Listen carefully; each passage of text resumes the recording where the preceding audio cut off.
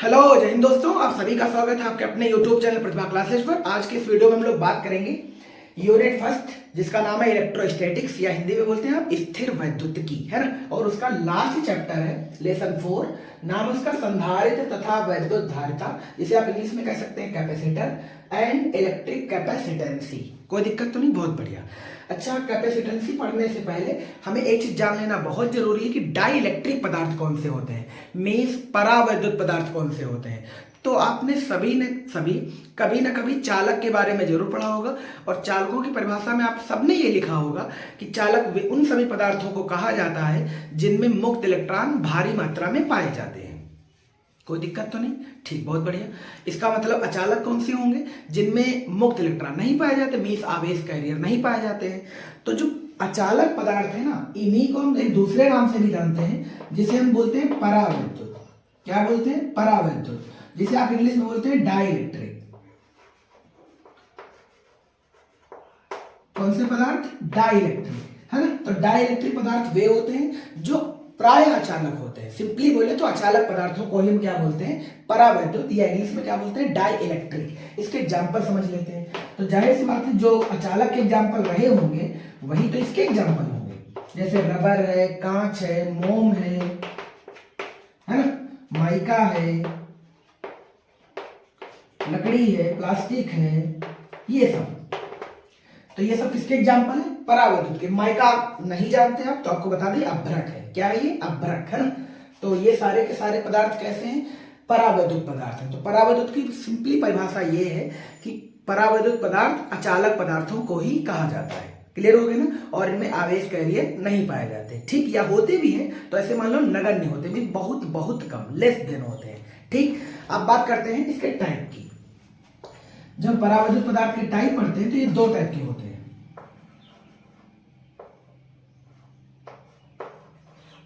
एक तो ध्रुवी और दूसरा आध्रुवी, पोलर एंड नॉन पोलर, है ना। तो परावैद्युत पदार्थ कौन से होते हैं? वे परावैद्युत पदार्थ जिनके धन तथा ऋणावेश के द्रव्यमान केंद्र संपाती नहीं होते, मीन्स उनके जो द्रव्यमान केंद्र होते हैं वो अलग अलग होते हैं, वो कैसे पदार्थ कहलाएंगे? ध्रुवी। आध्रुवी कौन से होंगे? वे परावैद्युत पदार्थ जिनमें धन तथा ऋणावेश के जो द्रव्यमान केंद्र होते हैं वे संपाती होते हैं। कहने का मतलब उन सभी के केंद्र एक ही होते हैं, क्या कहलाएंगे? आध्रुवी। आध्रुवी के एग्जाम्पल कौन कौन से होंगे? जैसे H2 है, O2 है, N2 है, CO2 है, ये सब कैसे पदार्थ है? आध्रुवी। या सिंपली ये कह सकते हैं इनका द्विध्रुव आघूर्ण शून्य होता है। इनका जो P है वो 0 होता है। अरे द्विध्रुव आघूर्ण को P से लिखते थे ना, पीछे चैप्टर में द्विध्रुव आघूर्ण को किस अक्षर से लिखते थे? P से। तो जाहिर सी बात है इनका जो P होगा वो कितना होगा? 0। कोई दिक्कत तो नहीं, बहुत बढ़िया। ध्रुवी कौन से होते हैं? ध्रुवी वे होते हैं जिनके जो द्रव्यमान केंद्र है वो संपाती नहीं होते, मीन्स वो अलग अलग होते हैं। इसके एग्जाम्पल देख लीजिए, जैसे H2O है, NH3 है, HCl है, HBr है आदि। ये सब कैसे पदार्थ है? ध्रुवी पदार्थ है, ठीक है ना। क्योंकि इनके जो द्रव्यमान केंद्र है वो संपाती नहीं, मीन्स H का द्रव्यमान केंद्र अलग होगा, O का द्रव्यमान केंद्र अलग होगा। जबकि यहाँ जो देखो इस H2 में 2 H है, अरे हाइड्रोजन के 2 एटम है, इसका मतलब जो द्रव्यमान केंद्र इस वाले पार्टिकल का होगा सेम वही द्रव्यमान केंद्र इस पार्टिकल का होगा, इसलिए ये अध्रुवी होते हैं और इनका जो P होता है वो 0 होता है। बट इन पदार्थों का जो P है वो 0 नहीं होता। इन पदार्थों का P 0 नहीं होता, मीन्स इनका जो द्विध्रुव आघूर्ण है वो शून्य नहीं होता, ठीक। कोई दिक्कत तो नहीं आता, सभी को देख पा रहा है, बहुत बढ़िया। आगे बढ़ते हैं। इसके बाद हम लोग पढ़ेंगे परावैद्युत पदार्थ का ध्रुवण। परावैद्युत पदार्थ का ध्रुवण, तो हमने अभी जो आपको ये पदार्थ समझाया ना एग्जाम्पल ले लेकर के, अब इन्हीं पदार्थों को हम इलेक्ट्रिक फील्ड में रखेंगे और इलेक्ट्रिक फील्ड में इनका वेरिएशन देखेंगे। अगर ये अपने आयनों को छोड़ करके मतलब विक्षेपित होंगे तो हम कहेंगे ये ध्रुवित हो गया है, वरना वो ध्रुवित नहीं होगा। समझ में आ गया? सिंपली बात है, ये वाला पदार्थ ध्रुवित नहीं होगा और इसका नाम ही है ध्रुवी, इसलिए ध्रुवित होगा, ठीक। तो चलिए शुरू करते हैं। नेक्स्ट हेडिंग आप डाल लीजिए, परावैद्युत पदार्थ का ध्रुवण।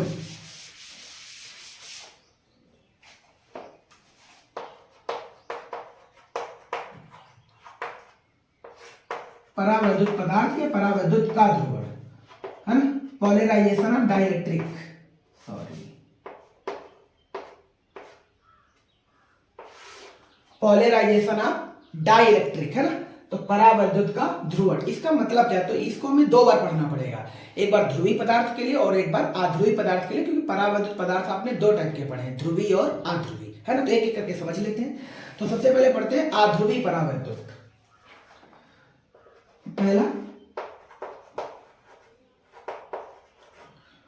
अध्रुवी परावैद्युत का ध्रुवण, है ना। इसमें करें क्या, तो हमें इसके जो एग्जांपल थे ना उसका कोई एक पार्ट लेते हैं और उसको इलेक्ट्रिक फील्ड में रखते हैं। तो सपोज करें हम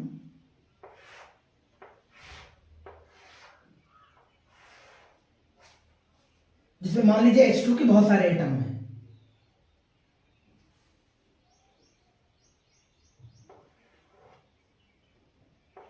तो दो ही दुई बनाओ जिसमें साफ सुथरा भी दिखे आपको। इसमें जो आयन होंगे कुछ ऐसे होंगे, है ना। और ये एक ऐसी फील्ड में जहां इलेक्ट्रिक फील्ड जीरो है, जहां इलेक्ट्रिक फील्ड जीरो है, तब इसमें कोई चेंज नहीं है, ठीक है ना। अब इसको हम लिखते हैं ऐसे इलेक्ट्रिक फील्ड में जहां पर इलेक्ट्रिक फील्ड है।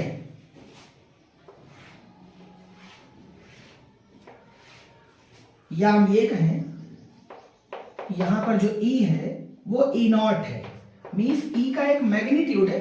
यहां पर हमने E का मैग्नीट्यूड 0 लिया है और यहां पर E का मैग्नीट्यूड E0 लिया है, ठीक है ना। डायरेक्शन कुछ ऐसे कर देते हैं, अब ध्यान से देखेंगे इनको। आपको एक चीज याद होगी और नहीं याद है तो हम याद दिला देते हैं। धनावेश गति करता है वैद्युत क्षेत्र की दिशा में, धनावेश किधर गति करता है, वैद्युत क्षेत्र की दिशा में, और जो ऋणावेश होता है वो वैद्युत क्षेत्र की विपरीत दिशा में। इसका मतलब ये हुआ कि निगेटिव इस एंड पर आ जाएगा और प्लस चार्ज इस एंड पे चला जाएगा, निगेटिव इस एंड पे आ जाएगा, प्लस चार्ज इस एंड पर, प्लस यहाँ निगेटिव यहाँ, प्लस यहाँ निगेटिव यहाँ। इसमें कोई बुराई नहीं है। ये तो इनका डायग्रामल सिस्टम हो गया है ना। अब कुछ बातें इनमें सुन भी लो। बाह्य वैद्युत क्षेत्र की अनुपस्थिति में अध्रुवी पदार्थ के परमाणु अथवा अणु में धन तथा ऋणावेश के द्रव्यमान केंद्र संपाती होते हैं। बाह्य वैद्युत क्षेत्र E0 में रख देने पर वैद्युत बल के कारण ऋणावेश E0 के विपरीत दिशा में, जो ऋणावेश है वो E0 की विपरीत दिशा में, क्योंकि E0 उधर है और इलेक्ट्रॉन पीछे की ओर है, ठीक है ना। रख देने पर वैद्युत बल के कारण ऋणावेश E0 के विपरीत दिशा में तथा धनावेश E0 की दिशा में थोड़ा विस्थापित हो जाते हैं, बहुत ज्यादा नहीं, थोड़ा, जिससे प्रत्येक अणु अथवा परमाणु वैद्युत द्विध्रुव बन जाता है, अर्थात इसमें प्रेरित द्विध्रुव आघूर्ण बन जाता है। ये वाला जो आप संरचना देख रहे हैं ये बन जाएगा द्विध्रुव आघूर्ण। किसकी भांति व्यवहार करेगा ये, द्विध्रुव आघूर्ण की भांति। और ये भाई साहब कैसा द्विध्रुव आघूर्ण होगा, प्रेरित। कैसा, प्रेरित। कोई बुराई नहीं है, समझ में आया सभी को, ठीक। अब बात करेंगे, ये तो हो गया अध्रुवी परावैद्युत का ध्रुवण, जो कि नॉर्मली होता ही नहीं है या हुआ ही नहीं है, बस वो नॉर्मल है इसलिए एक नाम लिखा गया प्रेरित।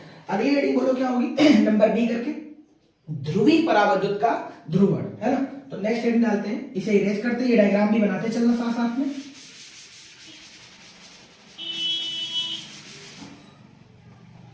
कौन सा पदार्थ होगा, डी, है ना, क्योंकि हमने दो पदार्थ पढ़े थे, ध्रुवी और अध्रुवी। तो एक हेडिंग पढ़ चुके अध्रुवी, अगली हेडिंग है ध्रुवी। ध्रुवी परावैद्युत का ध्रुवण, है ना। इसको पढ़ने के लिए क्या करें, देखो जो ध्रुवी पदार्थ होते हैं उनमें जो धनावेश और ऋणावेश होते हैं वो उसमें विक्षोभ के कारण वो रियल स्थिति में नहीं होते, उनका जो विन्यास होता है वो अलग अलग होता है। जैसे अगेन हमें संरचना ले रहे हैं और इसमें जो धनावेश और ऋणावेश है वो बिल्कुल लाइन में नहीं होंगे, सब टेढ़े मेढ़े जिगजैग होंगे।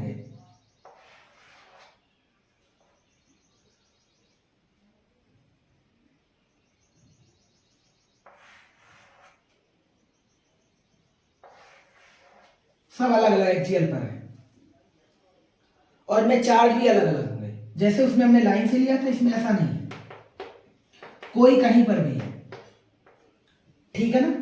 और ये तब की बात है जब इलेक्ट्रिक फील्ड जीरो है, जब इलेक्ट्रिक फील्ड जीरो है। अब हम क्या करेंगे, इस पर एक हम कांस्टेंट इलेक्ट्रिक फील्ड लगा देंगे, मींस इस पूरे हम एटम को कहां रखेंगे जाकर के, इलेक्ट्रिक फील्ड के भीतर। देन इसमें रिस्पांस क्या देखने को मिलेगा, वही चीज तो चेक करनी है। जब ई नॉट है, जब ई की वैल्यू ई नॉट है, मीन्स ई का एक मैग्नीट्यूड है, देन बोलो क्या होगा, जो धनावेश होंगे वो एक लाइन में चले जाएंगे और ऋणावेश एक लाइन में चले जाएंगे। समझ में आ गया ना।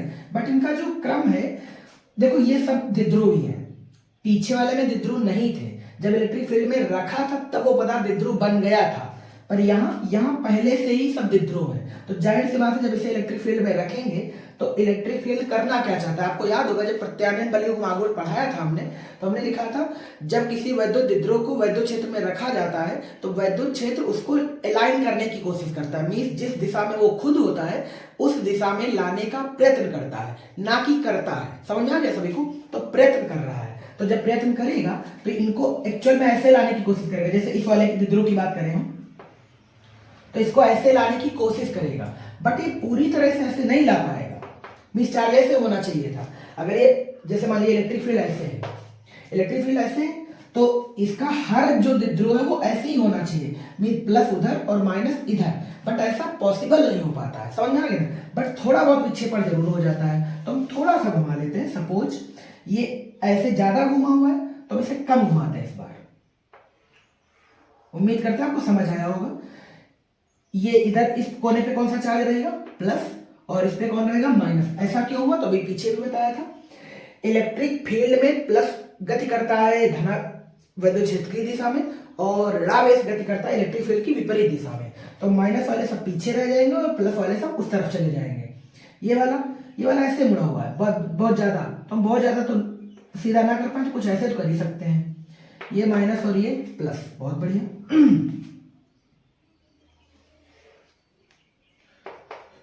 ये प्लस और ये माइनस, सब माइनस इधर ही आ जाएंगे इस बार। ये प्लस और ये माइनस, ऐसा क्यों हुआ, जबकि यहां पर तुम देखो तो प्लस माइनस कहीं पर भी है, कहीं पर भी है। जब हमने इसको इलेक्ट्रिक फील्ड में रखा तो प्लस वाले सब एक तरफ चले गए और माइनस वाले सब एक तरफ चले गए। बात समझ में आ गई, बहुत बढ़िया। ठीक, अब इसकी पूरी कहानी सुनते हैं। कहानी क्या, ध्यान से सुने। बाह्य वैद्युत क्षेत्र की अनुपस्थिति में जो ध्रुवीय परावैद्युत होता है, मीन ध्रुवीय परावैद्युत पदार्थ होता है, उसका प्रत्येक अणु द्विध्रुव होता है, जैसे कि हमने पीछे बताया भी था। परंतु उसमें विक्षोभ के कारण इन द्विध्रुवों के अभिविन्यास विन्यासित होते हैं, मतलब वो लाइन में नहीं होते, मतलब टेढ़े मेढ़े जिगजैग पड़े रहते हैं। ठीक, जिससे आयतन में नेट द्विध्रुव आघूर्ण शून्य होता है, जिससे इसके आयतन में नेट, इसका द्विध्रुव आघूर्ण शून्य नहीं है। अगर हम इसकी बात करें तो इसका द्विध्रुव आघूर्ण है, बट टोटल की बात करें, अरे पी नेट की बात करें, पी नेट की बात करेंगे तो आंसर कितना है, 0। ये वेक्टर पी है, वेक्टर पी नेट, नेट का कुल द्विध्रुव आघूर्ण कितना है, 0। बट इसका द्विध्रुव आघूर्ण अगर निकालें तो आंसर आएगा, बट टोटल जब निकालेंगे तो आंसर 0 आ जाएगा, क्योंकि बहुत सारे द्विध्रुव आघूर्ण के प्लस उधर है, बहुत सारे द्विध्रुव आघूर्ण के प्लस इधर है, बहुत सारे के आघूर्ण प्लस इधर है, प्लस चार्ज उधर है। तो जब सब तरफ फैले हैं तो इसका जो नेट आंसर आएगा वो भाई साहब कितना आएगा, 0 आ जाएगा। बहुत बढ़िया।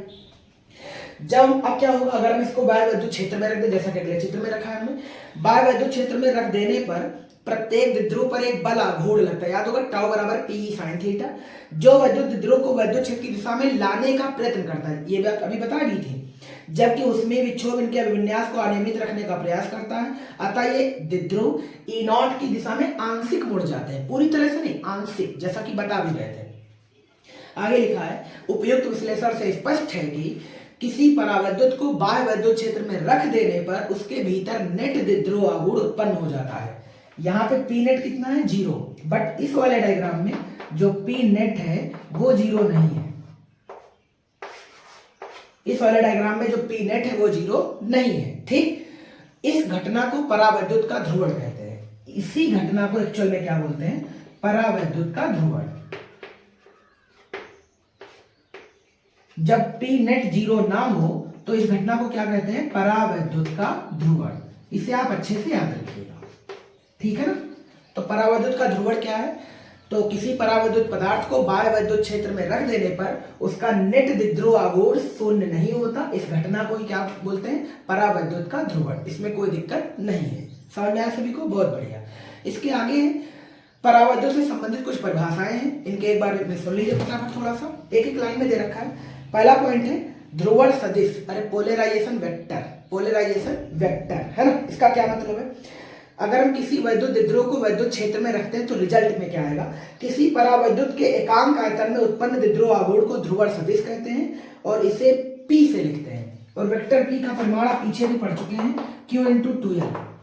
हालांकि यहाँ पर बुक वालों ने 2L की जगह पर L मेंशन किया है, तो फार्मूला लिखा हुआ है P = Q × L। इसमें कोई बुराई नहीं है। आपको याद होगा हमने अल्पतम सूक्ष्म दूरी को 2L से मार्क किया था। वो भी क्यों किया था, क्योंकि जब डेरिवेशन करने पड़ते थे तो दूरी को आधा लेना पड़ता था। तो जब 2L पहले से लेके चलेंगे तो 2L का आधा हम आराम से L करेंगे। अगर L दूरी ले लोगे तो L दूरी का आधा जब करेंगे L/2 आ जाएगा, तो कैलकुलेशन थोड़ी सी टफ हो जाएगी, ठीक है ना। तो कैलकुलेशन को इजी बनाने के लिए दोनों चार्जों के बीच की दूरी कितनी रखी जाती है, 2L रखी जाती है, जो कि बहुत ज्यादा दूरी नहीं, बहुत सूक्ष्म दूरी है। और आपको एक चीज और बता दें, द्विध्रुव आघूर्ण का एक अन्य भी मात्रक होता है डिबाई। कौन सा, डिबाई। इसको भी याद रखना, बेशक कहीं पर आ सकता है।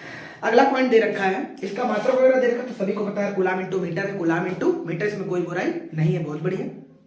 आगे है परावैद्युतांक क्या है, परावैद्युतांक क्या है, तो हम सभी देख रहे थे कि बाह्य वैद्युत क्षेत्र E0, जो कि हमने ये लगाया हुआ है, बाह्य वैद्युत क्षेत्र E0 तथा परावैद्युत में उत्पन्न परिणामी वैद्युत क्षेत्र E के अनुपात को पदार्थ का परावैद्युतांक कहते हैं। परावैद्युतांक को किस अक्षर से लिखते हैं, K से। K बराबर होता है E0/E, है ना। जो E0 क्या है, E0 वो इलेक्ट्रिक फील्ड है जिसको हमने इस पर लगाया हुआ है, मींस ये बाह्य वैद्युत क्षेत्र, और ये E इलेक्ट्रिक फील्ड वो है जो इसके अंदर उत्पन्न हुआ है। समझ में आया ना, एक इसके अंदर भी इलेक्ट्रिक फील्ड वर्चुअल उत्पन्न हो जाता है। समझ में आया सभी को। K = E0/E, है ना, जहां E क्या है, E क्या है, इसके अंदर उत्पन्न वैद्युत क्षेत्र, और E0 क्या है, अपने द्वारा लगाया गया वैद्युत क्षेत्र। एक बार रिपीट कर देते हैं, बाह्य वैद्युत क्षेत्र E0 तथा परावैद्युत में उत्पन्न परिणामी वैद्युत क्षेत्र E के अनुपात को पदार्थ का परावैद्युतांक कहते हैं। ठीक, अगला पॉइंट है, अगला है परावैद्युत सामर्थ्य। परावैद्युत सामर्थ्य, इसको बहुत ध्यान से समझना।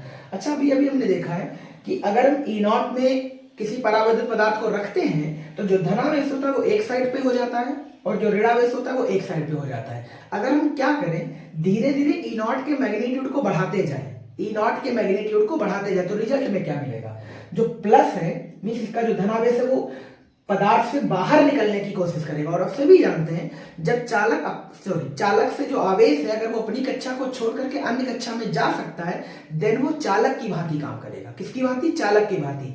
फिर ये परावैद्युत नहीं बचेगा। फिर से हम रिपीट कर देते हैं, देखो जब तक लिमिटेड E0 लगा है तब तक क्या होगा कि जो प्लस है वो एक साइड हो जाएंगे, माइनस एक साइड हो जाएंगे। बट अगर हम इस E0 के मान को मैक्सिमम कर दें, इस मैक्सिमम से भी मैक्सिमम कर दें, तो जो इसके इलेक्ट्रॉन और हैं ये अपनी कक्षा को छोड़ देंगे, मीन्स अपने एटम को छोड़ देंगे और अन्य कक्षाओं में चले जाएंगे। और आप सभी जानते हैं जब आवेश अन्य कक्षा में चला जाता है, मीन्स वो जा सकता है, तो वो आवेश कैरियर का काम करेगा। काहे का काम, आवेश वाहक का काम करेगा। और जब ये आवेश वाहक का काम करेगा तो ये भाई साहब परावैद्युत कहाँ बचेगा, ये तो चालक बन जाएगा ना, कंडक्टर बन जाएगा ना।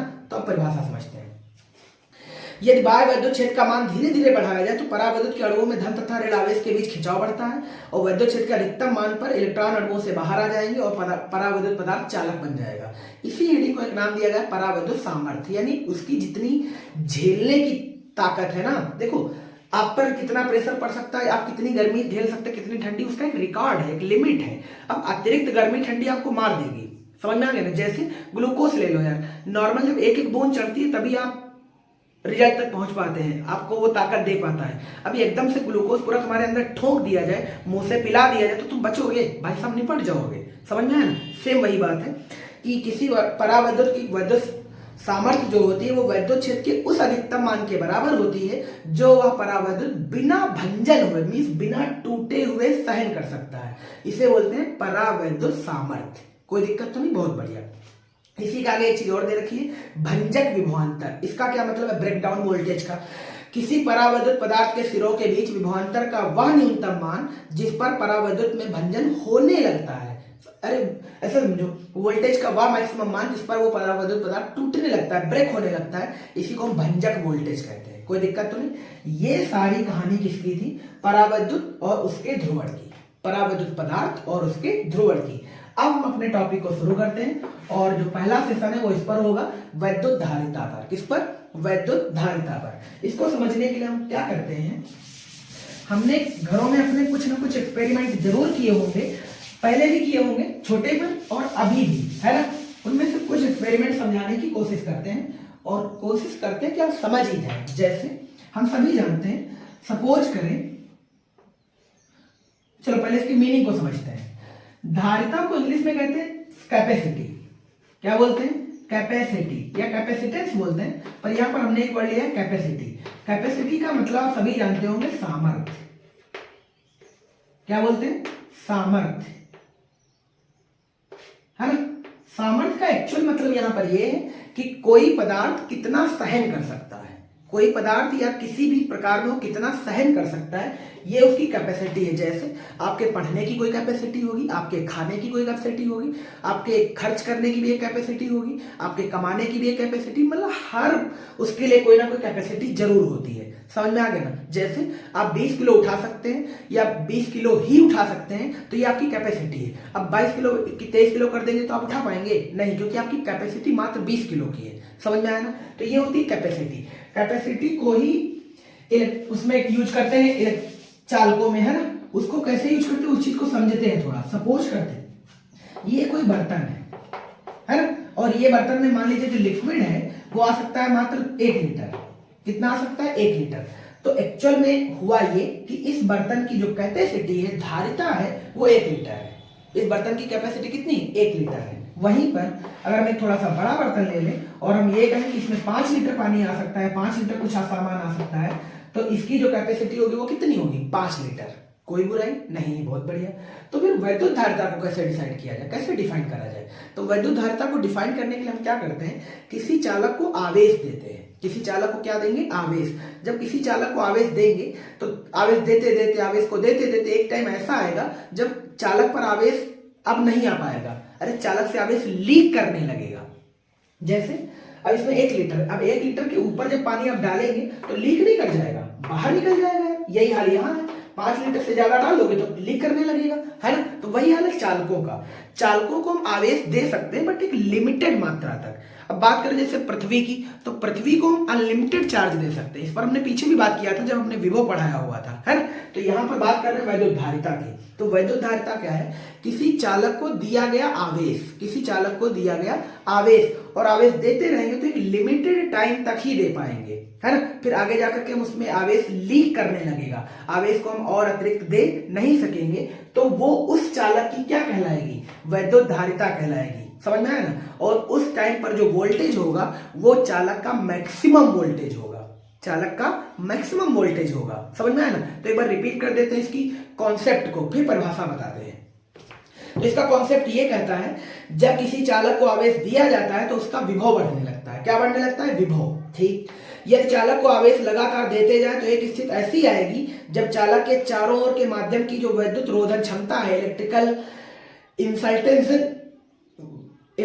इंसल्टेशन जो कैपेसिटी है वो समाप्त हो जाएगी तथा चालक से आवेश लीक होने लगेगा, आवेश बहने लगेगा। इस स्थिति में चालक का जो विभव होगा वो मैक्सिमम होगा। अतः किसी चालक द्वारा आवेश की एक निश्चित अधिकतम मात्रा का ही संग्रहण संभव है। यानी किसी चालक के द्वारा आवेश की एक निश्चित मात्रा ही ग्रहण की जा सकती है। इसे ही चालक का क्या कहते हैं? वैद्युत धारिता कहते हैं। क्या कहते हैं? वैद्युत धारिता कहते हैं। परिभाषा थोड़ा पढ़ते हैं। किसी चालक की वैद्युत आवेश के संग्रहण करने की क्षमता, किसी चालक की वैद्युत आवेश संग्रहण या ग्रहण या एक्सेप्ट करने की क्षमता ही उस चालक की क्या कहलाती है? वैद्युत धारिता कहलाती है। अब इसको परिभाषा में कैसे डिफाइन करेंगे? तो अभी एक लाइन हमने बोली थी, जब किसी चालक को आवेश दिया जाता है तो उसका क्या बढ़ने लगता है? तो उसका भाई साहब विभव बढ़ने लगता है। क्या बढ़ने लगता है? विभव। तो हम किसी चालक को अगर क्यों आवेश दें तो उसका उसी अनुपात में विभव बढ़ता है। ये भी बात नोट करनी है ना। तो जब उसी अनुपात में बढ़ेगा तो जाहिर सी बात है जो चार्ज होगा वो वोल्टेज के समानुपाती होगा, वोल्टेज के समानुपाती होगा। तो इस कांस्टेंट को जब हटाएंगे तो एक प्रॉपर कांस्टेंट लेना पड़ेगा। तो उसके जगह पर एक अक्षर है सी, उसको थोड़ा सा ऐसे लिखिए, थोड़ा सा टेढ़ा, थोड़ा सा इटैलिक बना करके। ये इटैलिक क्यों बना इसको भी थोड़ा समझा देते हैं, हालांकि कोई खास लेना देना नहीं, आप जैसे बनाओ आपकी मर्जी। आपने याद होगा कूलाम जरूर पढ़ा होगा, है ना। क्या पढ़ा था? कूलाम, जो कि आवेश का मात्रक है। कूलाम को भी हम जनरली सी से लिखते हैं।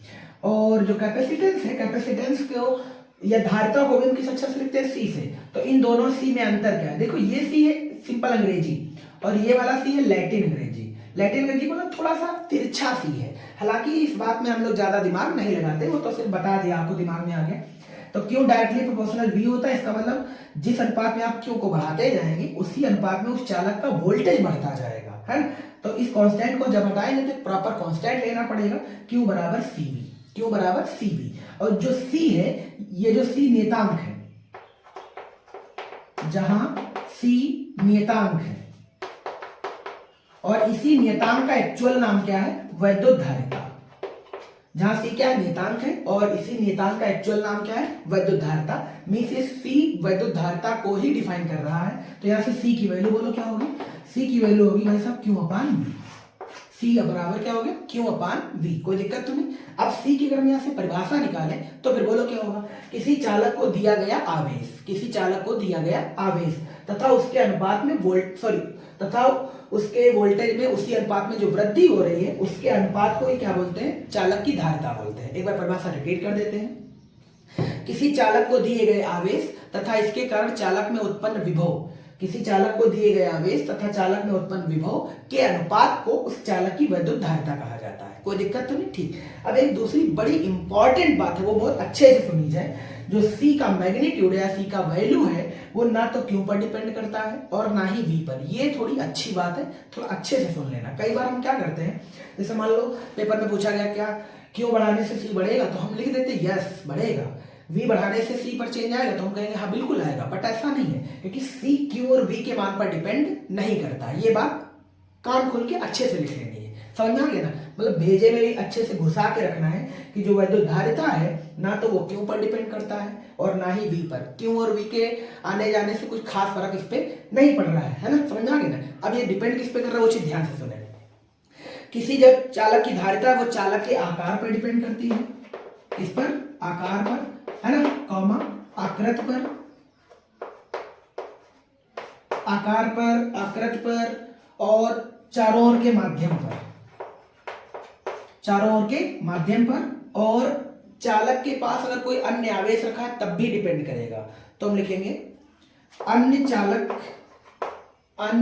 चालक की उपस्थिति। ये बात अच्छे से लिख लेना कहीं पर।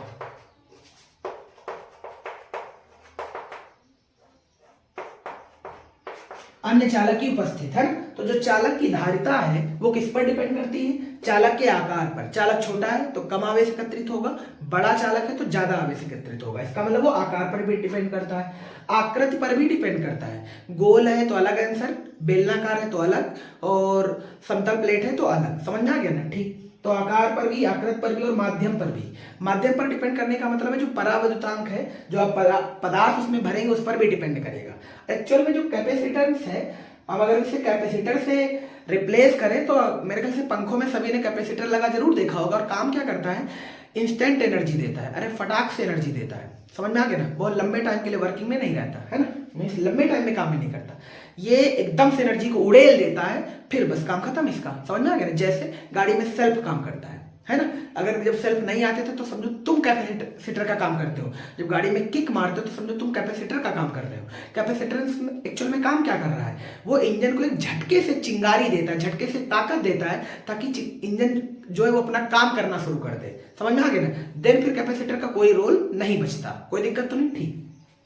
तो आकृत पर भी डिपेंड करता है, माध्यम पर भी डिपेंड करता है, और भी डिपेंड करेगा। अगर किसी चालक के पास अन्य चालक उपस्थित है तो भी उसके वोल्टेज में अंतर आ जाएगा, वोल्टेज डाउन हो जाएगा। और वोल्टेज जब डाउन हो जाएगा तो पुनः उसी वोल्टेज तक लाने के लिए क्या देना पड़ेगा, आवेश देना पड़ेगा। और जब आवेश देना पड़ेगा तो जाहिर सी बात है उसकी जो धारिता होगी वो इंक्रीमेंट हो जाएगी, अरे धारिता बढ़ जाएगी। कोई दिक्कत तो नहीं। तो आकार पे डिपेंड करेगा, आकृत पे करेगा, माध्यम पे करेगा और अन्य चालकों की उपस्थिति पर भी करेगा। बट ये ना तो क्यू पर डिपेंड है और ना ही वी पर डिपेंड है। कौन, चालक की धारिता, चालक की धारिता। बहुत अच्छे। अब यहां से निकालते हैं इसका विमा और मात्रक, विमा और मात्रक, है ना। तो हमें पता है फार्मूला ये है, C बराबर क्यू अपान वी। तो अगर हम तुमसे कहें चालक की धारिता को या वैद्युत धारिता को किस अक्षर से लिखते हैं तो हमारा आंसर होगा C से। काय से, C से। आपको याद होगा हम इसका मात्रक लिखेंगे। क्या लिखेंगे, मात्रक। तो मात्रक ध्यान से देखो, क्यों क्या होता है, आवेश। आवेश का मात्रक एसआई पद्धति में बोलो क्या होता है, कूलाम। क्या होता है, कूलाम। और वी का एसआई पद्धति में वोल्ट। तो एक मात्रक निकल के आ गया कूलाम प्रति वोल्ट। एसआई पद्धति में एक नाम से और जानते हैं, फैरड। इसे अच्छे से याद रखिएगा, है ना। फैराड को हम जनरली किस अक्षर से लिखेंगे, F से। तो जो वैद्युत धारिता का मात्रक है वो कूलाम पर वोल्ट है, या आप इसे क्या कह सकते हैं, फैराड। कोई दिक्कत तो नहीं, बहुत बढ़िया। अब ध्यान से देखो तो इसकी विमा निकालते हैं। क्या निकालते हैं, विमा। विमा निकालने के लिए हमें एमकेएस पद्धतियों का यूज करना पड़ेगा, ताकि हम जिसका, क्योंकि देखो फैराड की तुमसे डायरेक्ट विमा पूछेंगे तो मुझे नहीं आती, वोल्ट की नहीं आती, कूलाम की नहीं आती, तो इनके एमकेएस पद्धति में फार्मूलों को याद करना बहुत जरूरी है। जैसे कूलाम की तो हमने आपको रटा के रखा है 80 होती, तो कूलाम की चलो याद है। अब मिसिंग कौन, वोल्ट। वोल्ट की मुझे याद नहीं, पर वोल्ट का कोई सिंपल सा फार्मूला याद है ना, बिल्कुल याद होगा। क्या याद है, विभव बराबर कार्य बटे आवेश, या वैद्युत ऊर्जा बटे आवेश भी कह सकते हैं, समझ में आ गया ना। तो इधर क्या लिख सकते हैं, जूल बटे कूलाम, जूल बटे कूलाम। तो हम इसके मात्रक को रिप्लेस कर रहे हैं, ध्यान से देखना। तो ये मात्रक क्या है, कूलाम है ना, और यहाँ वोल्ट की जगह बोलो क्या लिखेंगे, जूल प्रति कूलाम। अरे जूल बटे में कूलाम, अच्छा जूल बटे में कूलाम, तो कूलाम तो ऊपर चला जाएगा, तो क्यों ना ऊपर ही लिख दे, नीचे क्यों लिखे इसको, है ना। तो यहाँ पे लिख दिया हमने कूलाम, खत्म, है ना। अब इनके सभी विमाएं में याद है, कूलाम की 80 होती है और जूल की ml² t-2 होती है, बस सॉल्व करना बाकी है। तो ध्यान से देखो, तो इसकी क्या लिखे, 80, और विमाएं हमेशा कौन से ब्रैकेट में, तो आपको याद रखना पड़ेगा बड़े ब्रैकेट में। नीचे बोलो क्या लिखेंगे, ml² t-2। यहां तक कोई बुराई नहीं है, बहुत बढ़िया। अब नीचे वाले अक्षरों को सबको कहां ले जाना होता है, ऊपर। तो फिर बोलो क्या लिखें, m इनवर्स l-2, है ना। t नीचे -2 ऊपर जाएगा, +2 हो जाएगा, और +2 तो पहले से भी लिखा है, इसका वाला लिख देना चाहिए t4a²। यहां तक उम्मीद करते हैं किसी को कोई समस्या नहीं होगी, दिख रहा है, बहुत बढ़िया, ठीक। तो जो वैद्युत धारिता की विमा है वो क्या निकल के आ गया, एक बार पढ़ लीजिए, m इनवर्स l-2 t4a², या a²। कोई दिक्कत तो नहीं, ठीक। अब बात करते हैं कुछ और, कुछ बातें और भी समझना आपके लिए बहुत जरूरी। जैसे आवेश का बहुत बड़ा एक मात्रक है जिसका नाम कूलाम है, हालांकि ये सबसे बड़ा मात्रक नहीं है, ये बात भी याद रखना है। कूलाम का सबसे बड़ा जो मात्रक होता है वो फैराडे होता है, और हमने आपको बता भी रखा है पहले चैप्टर में, एक फैराडे बराबर 96,500 कूलाम होता है। बट कूलाम ठीक ठाक बड़ा मात्रक है किसका, आवेश का। तो जाहिर सी बात है जो फैराड होगा वो भी धारिता का बड़ा मात्रक होगा, जो फैराड होगा वो धारिता का बड़ा मात्रक होगा। बट व्यवहार में एक फैराड का संधारित्र प्राप्त करना कितना मुश्किल है, ये बात हम आगे जब डेरिवेशन कराएंगे तब बताएंगे। बट आपको बता दें हम कि एक फैराड का संधारित्र प्राप्त करना बड़ा संभव काम है। कितना संभव काम है, वो चीज इस बात से समझ सकते हैं, जब हम चालक को 1 कूलाम आवेश दें और उसका विभव भी 1 वोल्ट बढ़ जाए, इस कंडीशन में ही तो धारिता 1 फैराड होगी। बात सिंपल है। यानी अगर हम किसी चालक को 1 कूलाम चार्ज दें, मात्र 1 कूलाम चार्ज दें, और उसका वोल्टेज कितना बढ़ जाए, 1 वोल्ट, क्या पॉसिबल है ये, पॉसिबल ही नहीं है ना।